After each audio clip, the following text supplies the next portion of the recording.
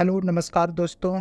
तो आज से मैं आपको प्लेटफॉर्म के द्वारा जो प्रोवाइड किया गया है बिहार एसआई का जो प्रारंभिक परीक्षा का हल प्रश्न कराएंगे जो मेमोरी बेस्ड होगा। जो इसका जो एग्ज़ाम हुआ था 23/4/2008 को लिया गया था। तो आज से हम लोग क्वेश्चन बैंक का डिस्कशन स्टार्ट करते हैं। तो फिर चलते हैं क्वेश्चन की ओर बढ़ते हैं। पहला नंबर क्वेश्चन में पूछा गया है। पहला नंबर क्वेश्चन जो है इसमें पूछा भारत के महान्यायवादी की नियुक्ति कौन करता है। जो भारत का जो अटॉर्नी जनरल होता है उसकी नियुक्ति कौन करता है। प्रधानमंत्री, राष्ट्रपति, संसद, मुख्य न्यायाधीश।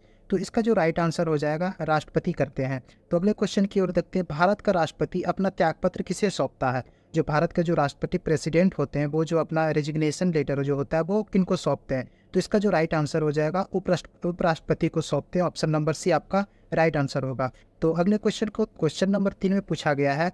भारत के वर्तमान राष्ट्रपति कौन है। मतलब उस समय जो 2008 की जो बात की गई थी, 2008 में जो एग्ज़ाम लिया गया था उस समय की जो बात की जा रही है। तो उस समय जो भारत के वर्तमान राष्ट्रपति जो थे वो प्रतिभा देवी सिंह पाटिल थी। तो अभी का बताएंगे कि प्रेजेंट में जो अभी के जो प्रेसिडेंट हैं वो भारत के कौन से हैं, वो कमेंट्स करके जरूर बताएंगे। तो क्वेश्चन नंबर 4 में देखते हैं। भारत के 23वें सेना प्रमुख कौन बने। 23वें जो 2008 में जो बने थे वो 23वें सेनापति थे, वो कौन थे। JK सिंह जो थे, या पे अरुण शौरी थे, विक्रम सिंह राठौड़ या दीपक कपूर। तो इसका जो राइट आंसर हो जाएगा 23वें सेना प्रमुख कौन थे 2008 के, तो दीपक कपूर। ये जो करंट अफेयर्स की बात इसमें की जा रही है तो इसको हम उतना देख के नहीं चलेंगे, बस एक बार गो थ्रू करते हुए चलेंगे। तो अगले क्वेश्चन की ओर देखते हैं। भारत के मुख्य न्यायाधीश कौन रहे। मतलब 2008 में जो भारत के मुख्य न्यायाधीश कौन रहे थे। तो इसका जो उपरोक्त में से मतलब कौन कौन रहे, तो उसमें सारे जो थे वो मुख्य न्यायाधीश से RC लाहौटी जो थे, KN सिंह थे और KG बालकृष्ण, तीनों जो थे भारत के मुख्य न्यायाधीश से रह चुके हैं। क्वेश्चन नंबर 6 में देखते हैं। राज्य मंत्री परिषद किसके प्रति उत्तरदायी होती है। राज्य का जो मंत्री परिषद होते हैं वो किसके प्रति उत्तरदायी होता है। राज्यपाल के प्रति, राष्ट्रपति के प्रति, विधानसभा के प्रति या मुख्यमंत्री के प्रति। तो छः का जो आंसर हो जाएगा राज्य के जो मंत्री परिषद होते हैं वो विधानसभा के प्रति उत्तरदायी होते हैं। अगले क्वेश्चन की ओर पढ़ते हैं। 7 में पूछा गया है। क्वेश्चन नंबर 7 में है। बिहार में पुल सड़क निर्माण के लिए सरकार ने किस कंपनी के साथ अनुबंध किया है। बिहार में जो पुल सड़क निर्माण का जो बात होता है, काम होता है, वो किसके साथ अनुबंध किया गया बिहार सरकार के द्वारा। तो इसका जो राइट आंसर होगा तात्या कंस्ट्रक्शन के द्वारा, तात्या कंस्ट्रक्शन के साथ किया गया है। अगले क्वेश्चन की ओर देखते हैं। अगले क्वेश्चन में पूछा गया जूट के उत्पादन में बिहार का कौन सा जिला अग्रणी है। जो जूट होता है वो उसके उत्पादन में कौन सा जिला अग्रणी है। किशनगंज, पूर्णिया, अररिया या फिर कटिहार। तो आज का पाठ का जो आंसर हो जाएगा वो पूर्णिया। जूट के उत्पादन में पूर्णिया बिहार में अग्रणी जो जिला है। तो फिर क्वेश्चन नंबर 9 में देखते हैं। 1857 के विद्रोह में बाबू कुंवर सिंह ने बिहार के किस क्षेत्र से नेतृत्व प्रदान किया। तो बिहार के किस क्षेत्र से हैं, तो वो आरा के क्षेत्र से थे, वो नेतृत्व प्रदान किए थे। अगले क्वेश्चन की ओर बढ़ते हैं। क्वेश्चन नंबर 10 में पूछा गया है। नवनिर्मित नालंदा विश्वविद्यालय के विजिटर कौन बनाए गए हैं। मतलब नालंदा विश्वविद्यालय जो नवनिर्मित हुआ तो उसका विजिटर कौन बने हैं। तो अमर्त्य सेन, नीतीश कुमार, DY पाटिल, APJ अब्दुल कलाम। तो इसका जो राइट आंसर हो जाएगा वो APJ अब्दुल कलाम जो थे। बिहार में लगभग कितने क्षेत्र पर कृषि कार्य होता है। बिहार में लगभग कितने क्षेत्र पर कृषि कार्य होता है। तो इसका जो राइट आंसर आपका हो जाएगा ऑप्शन नंबर सी, जो लगभग है वो 60% के क्षेत्र पर कृषि कार्य होता है। अगले क्वेश्चन नंबर 12 में पूछा गया है कि भारत के महान्यायवादी को कौन हटा सकता है। भारत का जो महान्यायवादी हैं उनको कौन हटा सकता है। राष्ट्रपति, राज्यपाल, मुख्य न्यायाधीश या लोकसभा अध्यक्ष। तो इसका जो राइट आंसर हो जाएगा भारत के राष्ट्रपति जो है महान्यायवादी अटॉर्नी जनरल को वो हटा सकते हैं।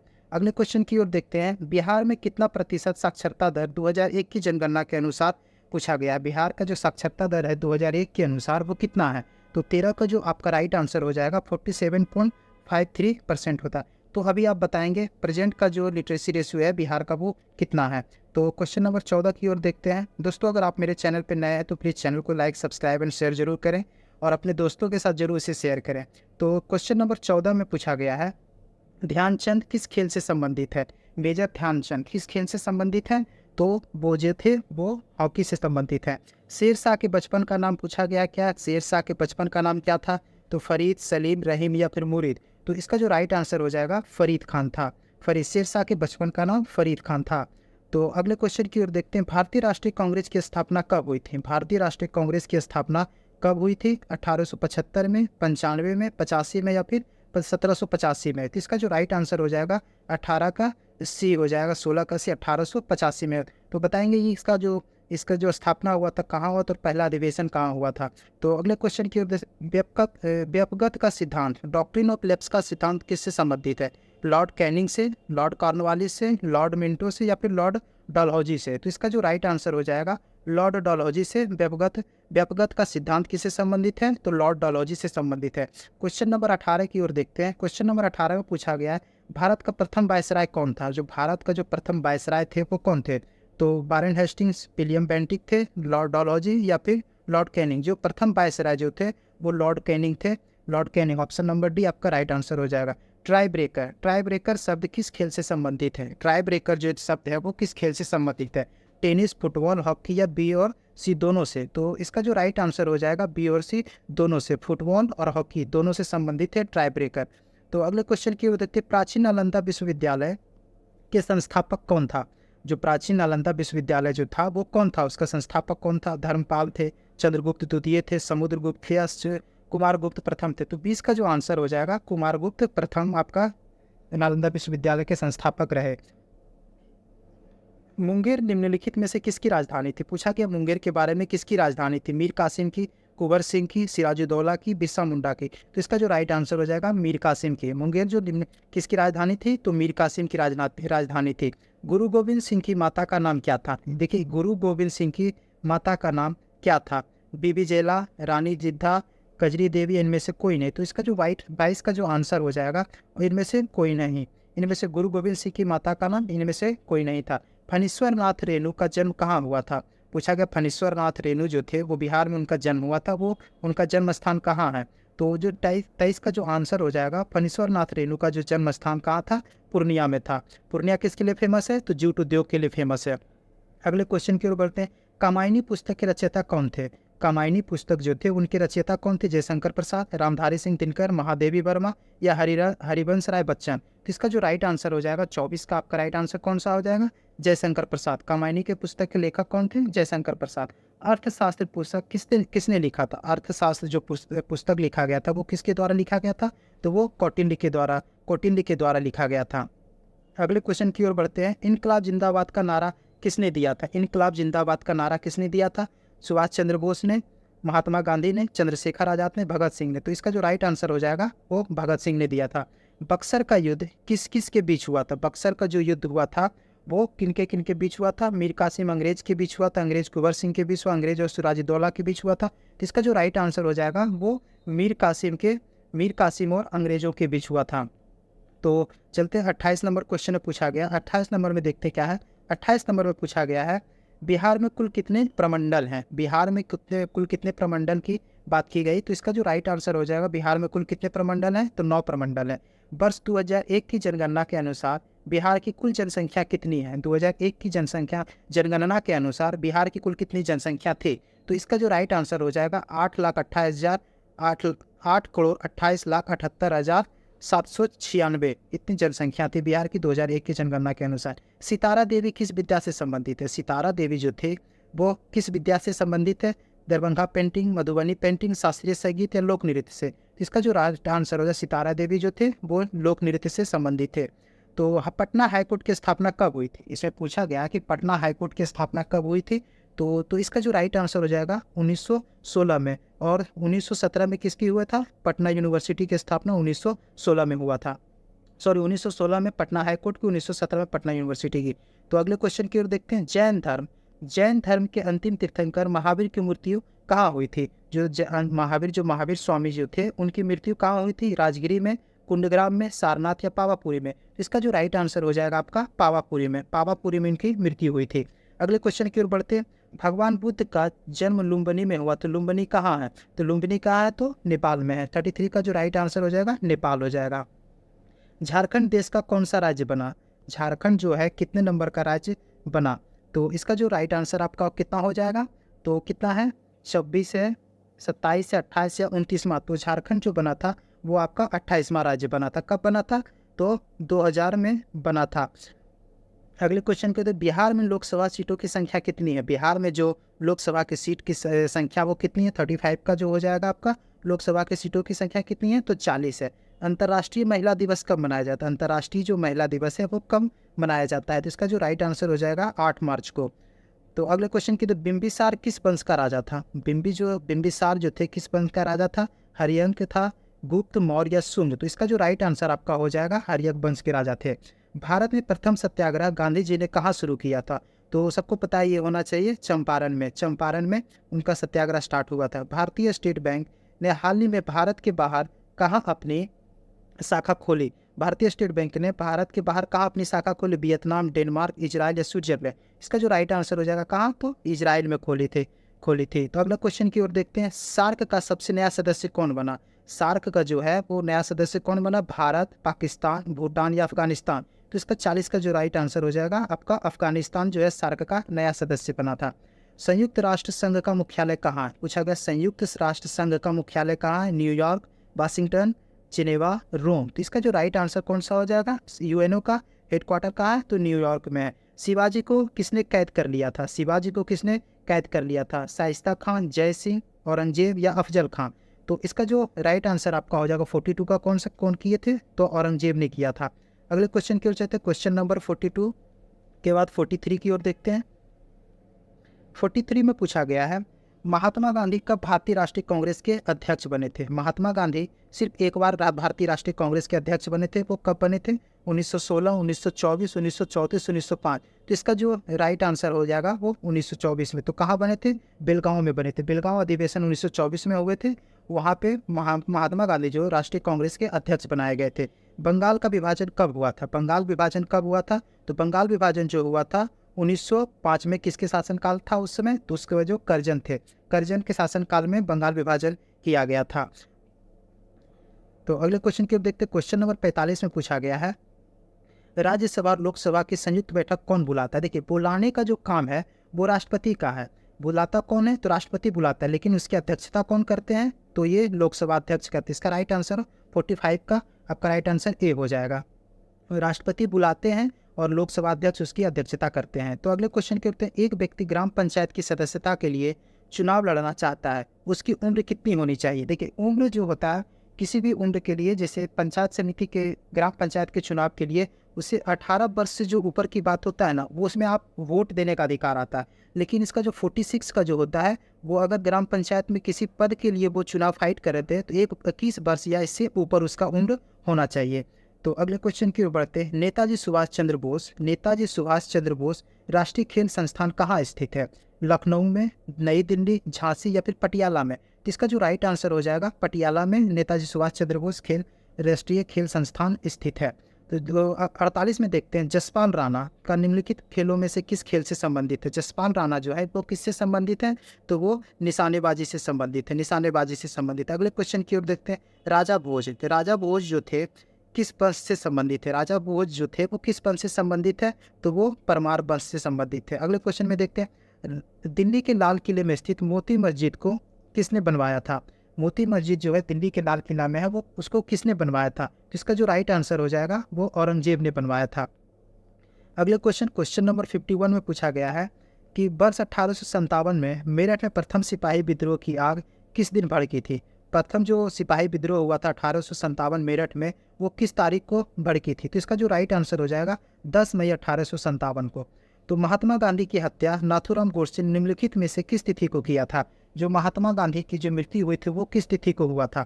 2 अक्टूबर 1948 को, 31 जनवरी, 25 दिसंबर, अगस्त और या फिर 30 जनवरी 1948 को? तो इसका जो राइट आंसर आपका हो जाएगा वो 52 का ये हो जाएगा 30 जनवरी 1948 को। तो अगले क्वेश्चन की ओर बढ़ते हैं। अगले क्वेश्चन में पूछा गया है, हाल ही में भारत के किस पड़ोसी देश में राजतंत्र की समाप्ति पर गणतंत्र की स्थापना हुई है? राजतंत्र वहाँ पर समाप्त कर दिया गया और उसके बाद गणतंत्र की स्थापना किया गया। तो 53 का जो आंसर हो जाएगा वो नेपाल आंसर हो जाएगा। राज्यसभा का सदस्य निर्वाचित होने के लिए आवश्यक न्यूनतम उम्र सीमा कितनी होनी चाहिए? राज्यसभा का सदस्य जो होता है उसकी जो न्यूनतम उम्र सीमा है वो कितनी होनी चाहिए? ये जो है वृद्धों का सदन बोला जाता है, फिर वयस्कों का सदन बोला जाता है। तो इसका जो राइट आंसर आपका हो जाएगा 54 का, ये हो जाएगा 30 वर्ष। कम से कम उसकी उम्र जो होता है वो 30 वर्ष से कम नहीं होनी चाहिए। अगले क्वेश्चन की ओर बढ़ते, क्वेश्चन नंबर जो होता है 55। क्वेश्चन नंबर 55 में पूछा गया है, वर्ष 2010 में आयोजित होने वाले कॉमनवेल्थ खेलों की मेजबानी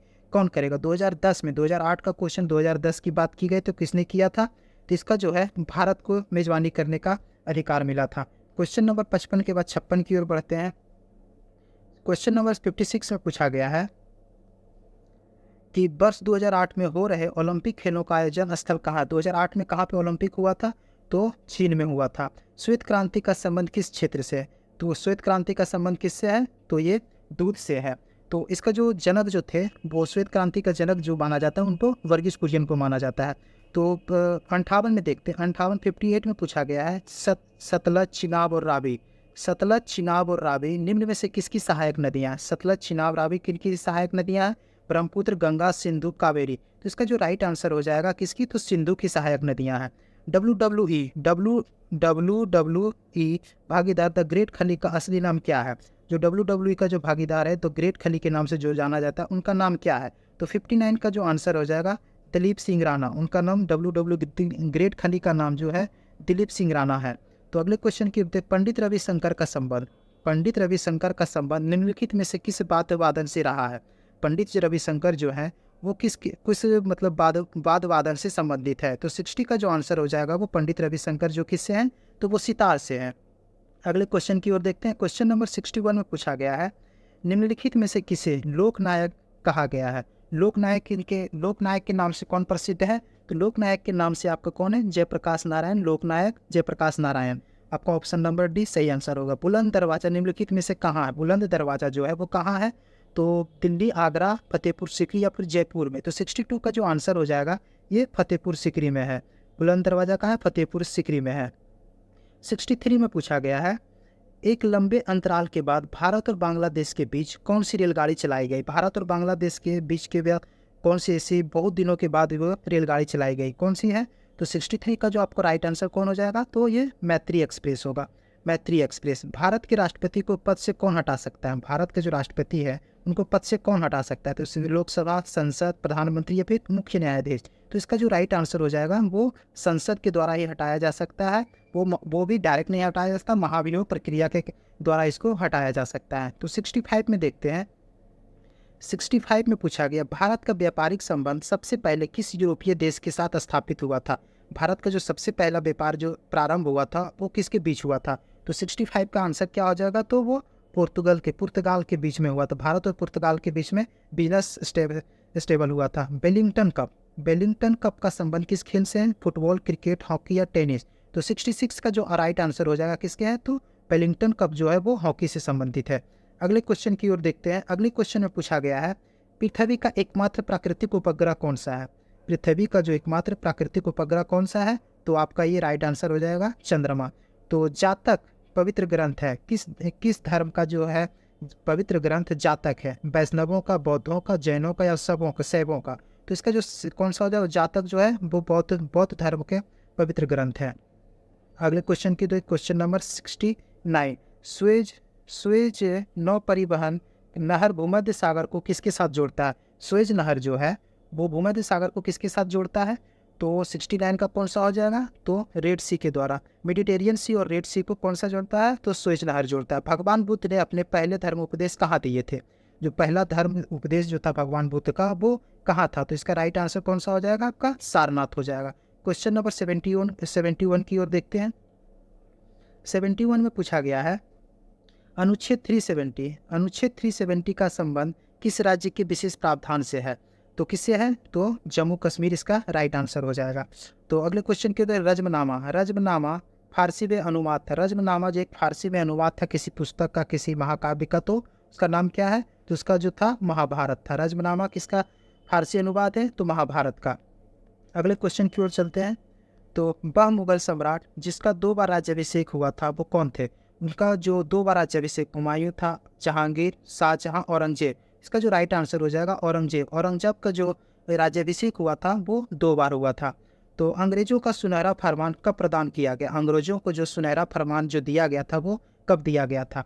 तो इसका जो राइट आंसर आपका हो जाएगा 1632 में अंग्रेजों को सुनहरा फरमान दिया गया था। इससे कुछ पाउंड का उनको कर चुकाना पड़ता था भारतीय राजा को, और उसको फिर कुछ दिनों के लिए स्वतंत्रता दी गई थी कि आप यहाँ पे इस बंदरगाह को यूज कर सकते हो। तो अगले क्वेश्चन की ओर देखते हैं, पुर्तगालियों ने गोवा पर अधिकार कब किया था?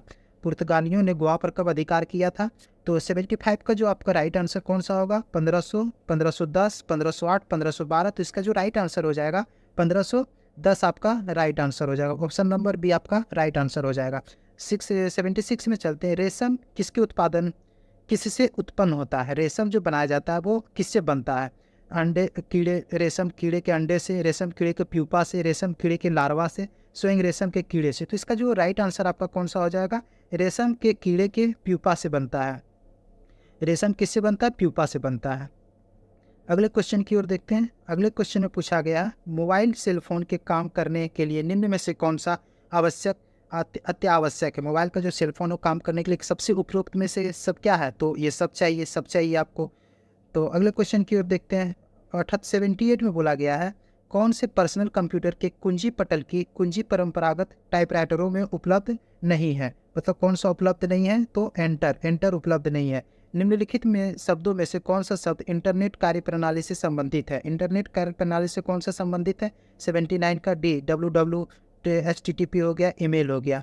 तो अगले क्वेश्चन 80 की ओर देखते हैं। क्वेश्चन नंबर 80 में पूछा गया, किस रक्त वर्ग के व्यक्ति सर्वदाता यूनिवर्सल डोनर माना जाता है? कौन सा है? तो 80 का आपका सी। तो देखिए दोस्तों, यहाँ पे ओ दिया हुआ है, लेकिन ओ पॉजिटिव और ओ निगेटिव की बात किया जाए तो यहाँ पे ओ निगेटिव होगा। ओ निगेटिव यूनिवर्सल डोनर माना जाता है। अगले क्वेश्चन की ओर देखते हैं। तने की कटाई का प्रयोग निम्नलिखित में से किसे पुनः उगाने के लिए किया जाता है? मतलब तना को काट दिया जाता है फिर वो उगता है। तो कौन सा हो जाता है आपका राइट आंसर? इसका गन्ना आपका राइट आंसर हो जाता है। एड्स का पूर्ण रूप क्या होता है? एड्स का फुल फॉर्म पूछा गया है।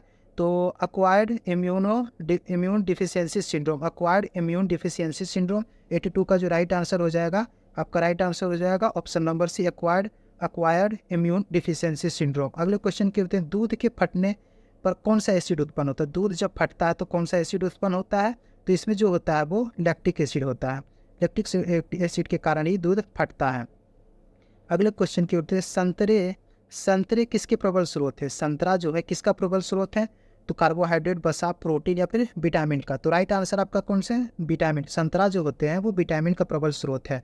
अगले क्वेश्चन की होते हैं, 85 में पूछा गया है, इनमें से कौन सा रोग मच्छरों के होने वाला रोग नहीं है? डेंगू, मलेरिया, फाइलेरियासिस या घेंघा। तो घेंघा रोग जो होता है वो आयोडीन की कमी से होता है, ना कि मच्छर के काटने या ना काटने से होता है।